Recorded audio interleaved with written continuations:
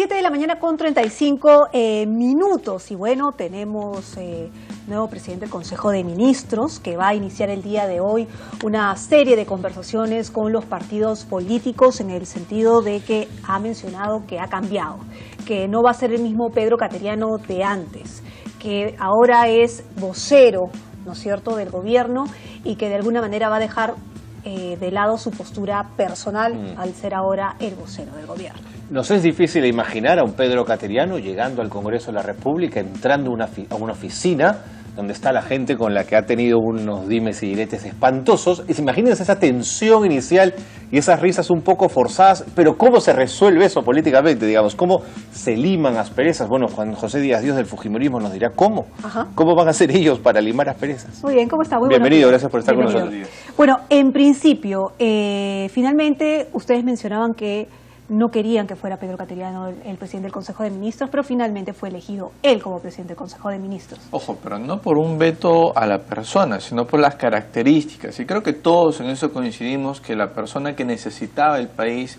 era alguien concertador, alguien que tienda puentes, una persona que no es o no ha sido, en todo caso, el señor Cateriano. Pero más allá de eso, cómo se superan estas asperezas es pensando en el país. Y le voy a poner un ejemplo. Una de las personas que ha sido, creo, más confrontacional con el fujimorismo fue el actual ministro del Interior, Pérez Guadalupe. Y tan luego él ganó, yo lo llamé en mi calidad de vocero de Fuerza Popular a decirle: señor ministro, queremos que usted sea el último ministro del Interior, queremos que le vaya bien, así es que tiene usted a disposición los 35 congresistas de mi bancada. Entonces, eso lo pudimos hacer con la persona que, te repito, fue muy confrontacional con nosotros pensando en el país. Lo mismo será con Cateriano. Ahora, terminamos la Semana Santa, pero la frase ver para creer parece que pero tiene... son dos estilos distintos, ¿no? Sí, pero simplemente te lo ponía como ejemplo. O sea, vamos a estar dispuestos a escuchar a Cateriano. Escucho que se va a reunir con las fuerzas políticas. A mí me parece que lo que corresponde, como ha pasado con otros presidentes del Consejo de Ministros, es que se reúna con las diferentes bancadas. En el caso de la bancada Fuerza Popular, tiene las puertas abiertas, queremos escucharlo, queremos escuchar su plan de gobierno, pero estudiarlo. anunció que se va a reunir con Bedoya Reyes, presidente del PPC. Uno imaginaría que se reuniría con Keiko también, no con ustedes en particular. Sí, pero eso te lo comentaba también fuera del aire, sin descartar la decisión que pueda tomar Keiko a favor o en contra. Yo creo que no tendría ningún problema en recibirlo.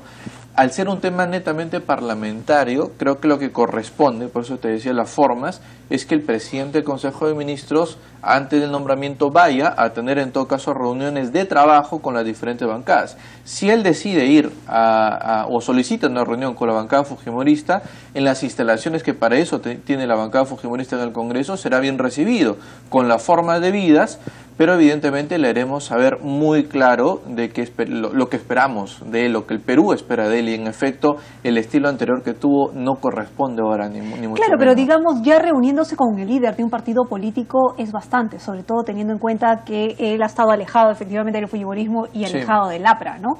Y no esperamos que se acerque, o sea, eso lo queremos tener claro. O sea, Pedro Cateriano seguirá teniendo sus convicciones respecto a nosotros, pero lo que le exigimos es que respete el apoyo y el respaldo popular legítimo que tenemos de más de 30% de peruanos. No en vano Keiko pasó a la segunda vuelta. Y eso implica respetos mutuos. Te repito, nosotros respetamos su punto de vista, pero él también tendrá que escuchar a la primera fuerza de oposición y primera fuerza en realidad del Congreso ahora. Sin duda, pero ustedes van a bajar el tono también, porque digamos, han ido de ida y vuelta también, ¿no? Y están dispuestos a bajar el tono porque de alguna manera él ha mencionado que va a cambiar, le van a dar el beneficio de la duda. Así es. Sí, le van a dar, pero ya lo tienen conversado como bancada, como partido. Como tú comprenderás, esto sucedió en Semana Santa, no ha habido oportunidad todavía de reunirnos, estamos el día lunes, normalmente nos reunimos los días martes, pero digamos los principales voceros de la bancada lo han dicho así. O sea, reconocemos que es una persona que le falta, o por lo menos se ha demostrado que le falta un poco de autocontrol en lo que respecta a su personalidad, a su carácter. Pero más allá de eso, todos nosotros hemos señalado que no era, al parecer, la persona que el país necesitaba en estos momentos, pero sin embargo vamos a esperar a tomar una decisión hasta después de escucharlo, después de conversar con él y ver si efectivamente hay un Pedro Cateriano converso respecto a las formas democráticas, o será en todo caso utilizado por meramente un cálculo electoral que esperamos no sea. Le leo algunos comentarios. Pedro Espadaro en el Twitter ha puesto anoche: ¿quién puede creerle a Cateriano? Antes insultaba y ahora quiere diálogo y se calla la corrupción del gobierno. Es el Felpudini de la compatriota. Punto número 1. Sí.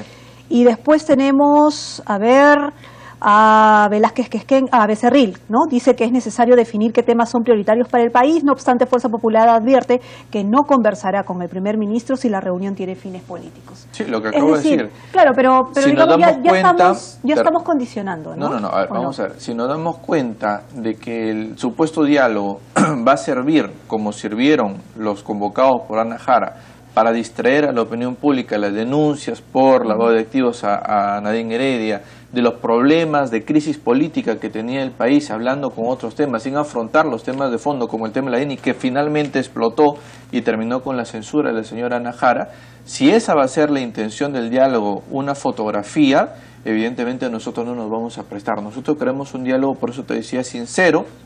Sabemos perfectamente el punto de vista de Cateriano, pero lo que queremos es que respete en este caso a los 35 votos fujimoristas que son el resultado del respaldo electoral democráticamente todos nosotros elegidos.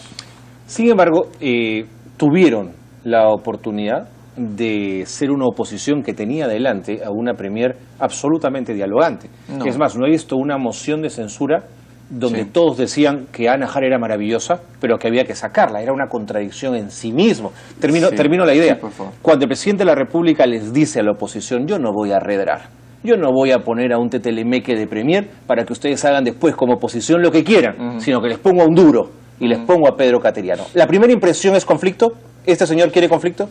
Pareciera. Por eso te decía, no es la persona que todos nosotros, no hablamos Fuerza Popular, sino el país, los analistas, abogados, constitucionalistas esperaban para el momento. Y lo de Ana Jara dialogante, una cosa es reconocer a la persona, Ana Jara, diferente de la premier. O sea, ella como premier tenemos ¿No fue que dialogante? nosotros juzgar sus cualidades. ¿Es dialogar, por ejemplo, si yo te invito a mi casa y todo lo que hablamos no se cumple? O sea, eso es ser una persona dialogante. Nosotros la recibimos en la bancada fujimorista, fue ante su voto de investidura, y pasaron los 8 meses que estuvo en el cargo y no se cumplió ninguna de las promesas, en temas concretos. No hablemos solamente de temas políticos, se habló de la lucha anticorrupción y nosotros pedimos que todos los trabajadores de las OSI pasen a depender a Contraloría. Ella nos dio su palabra y sin embargo en los 8 meses nunca se cumplió. Eso por ponerte solamente un ejemplo. Entonces yo te pregunto, ¿eso es dialogar? O sea, ¿realmente sirvió de algo ese diálogo?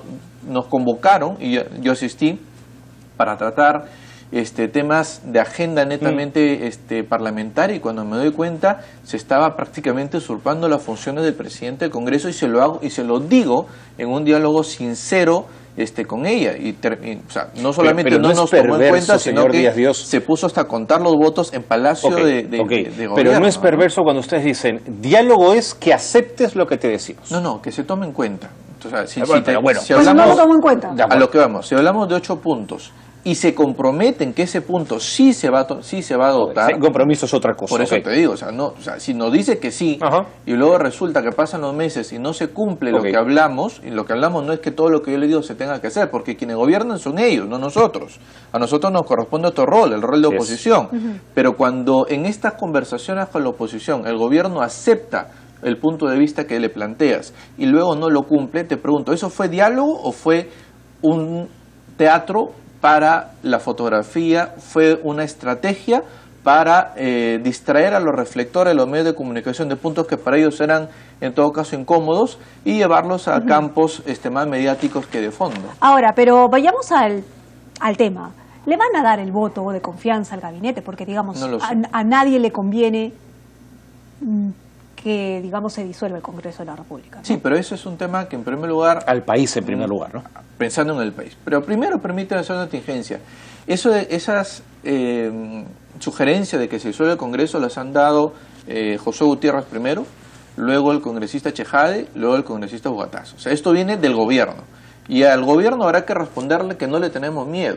O sea, que si ellos deciden hacer eso, tendrán que convocar elecciones, tendrá que mantenerse en función de la comisión permanente, ahí termino, pero no es un mecanismo de chantaje a la oposición. Es decir, no nos van a callar de decir aquello que Perdón, no pero el tengamos tema que de la decir. disolución salió de la oposición. Porque No, yo recuerdo no, que Carla. Marisol Berestello dijo, nosotros no tenemos ningún miedo de que se Así es. disuelva el Eso Congreso. fue después de las declaraciones, te lo digo porque lo hemos visto. Yo estaba en Pasos Perdidos cuando lo dijo en ese orden José Gutiérrez, en un debate que tuvimos con Jaime Altaus, Omar Chejade, y luego en varias declaraciones el señor... Es estipulado, ¿no? Digamos en la ley. Ahí vamos. Por lo tanto, en la Constitución, el cierre del Congreso sería constitucional y no le tenemos miedo. Iremos a elecciones en el plazo correspondiente. No va a ser un mecanismo de chantaje para nosotros. Por otro lado, precisar algo que el propio Ollantumala lo ha tenido que reconocer. No ha sido una censura al gabinete, ha sido una censura a Ana Jara, y por ende el resto de ministros caen porque han sido nombrados con la firma de Ana Jara. Así es que no se dan todavía ni siquiera el primer supuesto de una censura.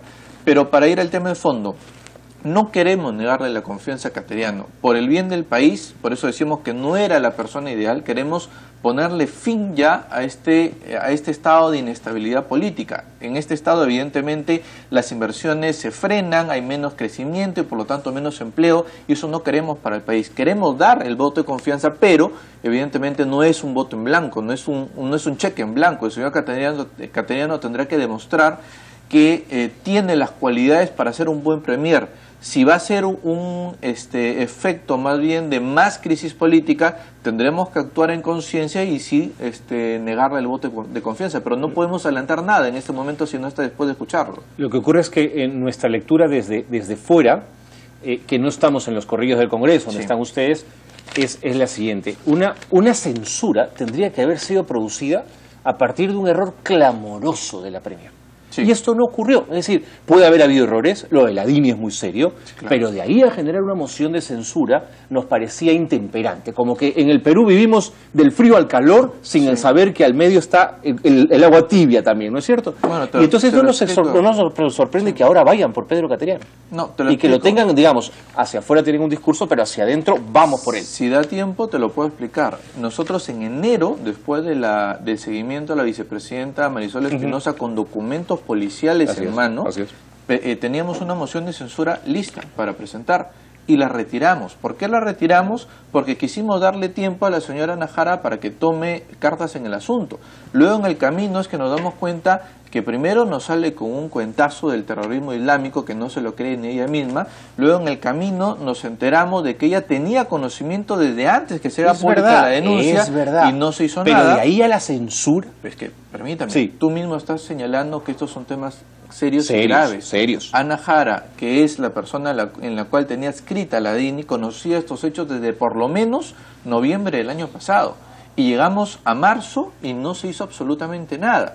Entonces, cuando se la convocó al Congreso para que dé una información respecto a estos, y que lo sacó correo, estos files que habían, ella lo minimizó, ella dijo que simplemente era información pública. Luego salió a la luz que también tenían información de los antecedentes médicos. Luego salió a la luz de los planes de seguimiento a Keiko Fujimori, Alan García, entre otros personajes. Entonces, frente a eso, no nos quedó otra que exigir la responsabilidad política de la Premier. Esa es la historia. ¿Pero qué les hace pensar a ustedes que Cateriano va a ser distinto y que no va a flanquear el tema de las denuncias y la lucha contra la corrupción? ¿Qué les hace pensar que va a ser distinto? Nada, por eso decimos que no era la persona que nosotros esperábamos, pero la decisión le corresponde al presidente de la República. Ojo, él ha dicho una cosa ayer en una entrevista en Cuarto Poder, ha dicho que el gobierno no llega a niveles de corrupción de los tiempos de Alberto Fujimori. Bueno, será su punto, y te repito, será su punto de vista, pero mira qué consuelo que él tiene, ¿no? Bueno, sí estará de acuerdo con él, ¿no? ¿Perdón? Sí estará de acuerdo con él, en eso. La corrupción de los 90 lo sabremos culminada este gobierno cuando hayan las investigaciones y mayores destapes, ya lo sabremos. Pero te repito, ese es un punto de vista que no lo tomamos, o por lo menos yo no lo tomo como un ataque, esa es su posición política, esa es su opinión. Pero lo que no podemos soportar o no vamos a tolerar es a un cateriano que ofenda o que agreda a personas, que ofenda o que agreda, en todo caso, a quienes sí pensamos diferente que él, quienes sí pensamos que... le ha dicho Felpudini. Bueno, señor Espadaro tendrá que responder por sus propias palabras. Yo estoy dándote la posición oficial y formal de Fuerza Popular en mi calidad de vocero. Pero es en todo evidente caso, que después de todo... Pero hay que controlar a las huestes, a eso es lo que entonces, voy, ¿no? Voy, yo lo sé, pero es evidente que después de muchos meses, años de agresiones, de ofensas, más de uno pueda también tener un tipo de reacción de este tipo. Les insisto, no nos hemos reunido, pero los voceros del fujimorismo formales ya salieron a señalar que vamos a darle esta duda, entre comillas, o la posibilidad, más que duda, es la posibilidad de que Cateriano nos demuestre a todos los peruanos que sí es la persona idónea para el cargo. Muy que bien. lo dudamos. Veamos. Antes de irnos, quiero compartir con ustedes y con todos, en realidad, una carta de Alberto Fujimori. Es una nuevo tweet.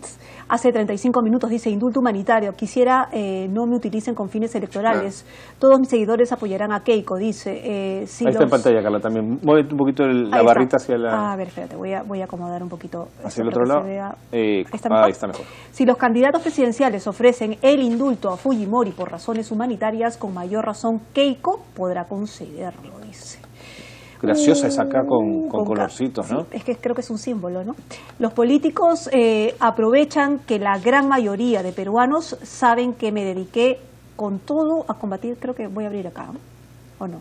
Dediqué a todo a... Ahí está, abajo. Sí, pero no, creo igual. que tengo que darle clic, ¿no? Para verlo, no abre por completo. Acá. Bueno, esto es referencia a algunos intentos de organización política que se han colgado el tema del indulto al expresidente. Los políticos aprovechan que la gran mayoría de peruanos saben que me dediqué con todo a combatir los males del Perú. Quisiera que no me utilicen con fines electorales. Todos mis seguidores apoyarán a Keiko. Nuevamente, ese parece será el símbolo. Es el símbolo, pues, ¿no? Sí, claro. 2 de abril del 2015, Alberto Fujimori, presidente del Perú, 1990-2000. Ahí está. Sí, lo que tengo que hacer es primero resaltar que en efecto el fujimorismo en Fuerza Popular, el único partido fujimorista, o sea, los demás serán simpatizantes, lo que quieras, pero formalmente solo tenemos a Fuerza Popular. Hay una unidad entre nuestro líder histórico Alberto Fujimori y nuestra lideresa Keiko Fujimori. Por lo demás, en efecto, me sumo a lo que dice el presidente Fujimori. Es una bajeza en realidad hacer política con un indulto humanitario. Esto corresponderá, se valorará en su momento de acuerdo a condiciones de salud, de acuerdo a condiciones de la vida o posibilidad de vida que tenga el presidente Fujimori estando recluido. Nosotros, más que nosotros, la familia, ni siquiera el partido, la familia fue la que presentó el indulto a invitación de Ollantumala, pero eso ya es historia conocida. Pero ojo que Alberto Fujimori con esta carta está comprometiendo que si Keiko es presidenta de este país, le va a conceder el indulto. No está humanitario. comprometiendo eso. Lo que hay que diferenciar jurídicamente es indulto político, que de ninguna manera se va a dar, de un indulto humanitario. El indulto humanitario no está sujeto a manoseo o cálculo político. El indulto humanitario está sujeto a condiciones muy puntuales. Pero es una prerrogativa presidencial. Si la reclusión, ni siquiera nosotros lo estamos utilizando, ni lo hemos utilizado nunca y a ustedes les consta. No es agenda de Fuerza Popular. Nosotros quisiéramos tener a nuestro líder libre, porque evidentemente consideramos, y van a respetar mi punto de vista también, que es una sentencia injusta. Morir en la cárcel a una persona que transformó el país... de la que podría ser presidenta. Entonces, ¿usted cree que Keiko, siendo presidenta, no le va a dar el indulto humanitario? Si se dan las condiciones humanitario del indulto humanitario, lo debió haber hecho Ollantumala Tasso, lo debió haber hecho Alan García, o lo deberá hacer, quien quiera que sea el próximo presidente, que esperamos que sea Keiko Fujimori. Repito, el indulto humanitario no va de la mano de la política. Pero Alberto Fujimori no es padre ni de Alan García ni de Ollanta. El indulto humanitario te lo concede tu hija. Claro. Tiene otro cariz, ¿no? Se dará, Toma otro cariz. Si la historia se da así, se verá en su momento. Pero repito, el indulto humanitario, no el indulto político, no puede ser utilizado ni manoseado políticamente. Okay. Eso es el pedido que está haciendo el propio Alberto los peruanos ayer en la calle han recordado el 5 de abril denostándolo, por supuesto, ¿no? Recordamos, nosotros la lectura del orden constitucional es inaceptable. Carlos. Usted, que es un hombre de derecho, debería sumarse a esa línea, ¿no? Pero ustedes, que son un poco mayores que yo, recordarán también las circunstancias extraordinarias que se vivieron en ese entonces. No lo avalamos. No les pido que lo avalen. No hay medida extraordinaria para romper el orden constitucional. Situaciones extraordinarias en una disolución del Congreso que estaba además contemplada en la Constitución, en una disolución del Congreso que se acompañó con la convocatoria inmediata a elecciones. Yo no lo voy a justificar. Fuerza Popular no festeja el 5 de abril. Parece Eso que para sí, que quede ayer claro. lo han justificado. No, señorita, el letrero en Paseo Colón, por eso les estoy diciendo, no es un local de Fuerza Popular. Eso es un local de simpatizantes X que no forman parte de nuestro partido. Repito, la posición institucional de Fuerza Popular es no celebrar el 5 de abril. La posición institucional nuestra es conmemorar un hecho que para nosotros es doloroso, pero que ya es opinable, si fue necesario o no fue necesario. Lo cierto es que después de esa medida se reinsertó al país económicamente, se luchó y se derrotó a Sendero Luminoso, entre otros logros que ya veremos después de la guerra, todos son generales, ya veremos si fuera necesario o no. Así se justifica de alguna manera la ruptura constitucional. Se explica, Carla. Lo que se quiero se justifica la corrupción posterior y el terrorismo de Estado es y que todo lo que viene lo después, que pasa es que cualquier gobierno que no tenga el contrapeso político del Congreso es mucho más fácil que se den estas situaciones. Por eso te digo que fue una situación para nosotros dolorosa, que no celebramos, que conmemoramos, pero después de la batalla todos somos generales. Habrá que ver, no tenemos una máquina del tiempo. Si no se hubiera tomado esas medidas, ¿qué hubiera pasado? Y ahora hablamos de una reforma electoral, ¿no es cierto? Y ahora estamos hablando de una reforma en el Congreso, porque este Congreso que tenemos, que es la herencia de esa época,